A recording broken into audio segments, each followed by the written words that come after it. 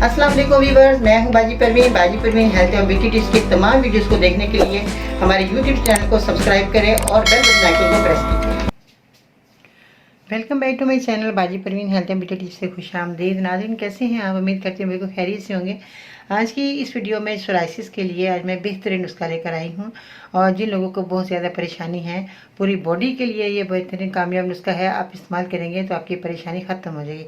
Psoriasis का मतलब है खारिश जो है बहुत ज़्यादा होती है मरीज़ों को, मर्द हों, औरतों, बच्चे हों, सबके लिए कामयाब नुस्खा है। आपको किन चीज़ों का इस्तेमाल करना, उसको बनाना कैसे है, आपने मेरी वीडियो अंत तक देखनी सुननी है ताकि आपको समझ आ जाए कि आपने क्या क्या चीज़ें देखी और सुनी। इस तरह आप नुस्खे को तैयार कर लेंगे और आपको कहीं भी जाने की ज़रूरत पेश नहीं आएगी और आपकी महंगी से महंगी आपकी दवाइयाँ जो आ रही हैं वो नहीं आएंगी। आप ये पंसार की दुकान से चीज़ें लेकर अपनी बीमारी को दूर कर सकते हैं। आपने क्या करना है कि आपने चुराइता लेना है जो आपके सामने मौजूद है। ये देखें, ये देखने में तो ये लकड़ियाँ सी हैं मगर ये कड़वी होती हैं और मफीद हैं, कारआमद नुस्खा है और ये आपको पंसार की दुकान से मिल जाएगा। इसके बाद आते हैं शातरा जो है आप ये देख रहे हैं कि ये शातरा है और देखने में तो ये आपको कचरा नज़र आ रहा होगा मगर ये बहुत अच्छी जड़ी बूटी है जो कि हमारे खून साफ करने के लिए बेहतरीन और कामयाब नुस्खा है। आप इसको बनाएंगे, इस्तेमाल करेंगे और आप खुद खुश हो जाएंगे।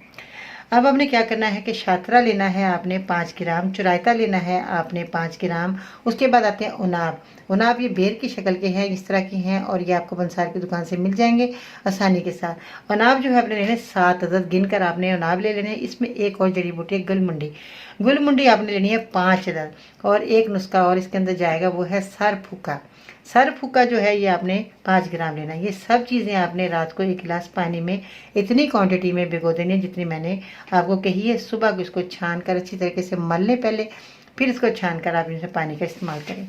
बस ये नुस्खा आपने तैयार करना है 2-3 महीने। अगर आप इसी तरह ही पानी में भिगो कर सुबह ये पीते हैं तो ये बेहतरीन है। थोड़ा कड़वा होगा, कोई मसला नहीं है, आपने इस्तेमाल ज़रूर करना है और आपकी बीमारी हमेशा के लिए ख़त्म हो जाएगी।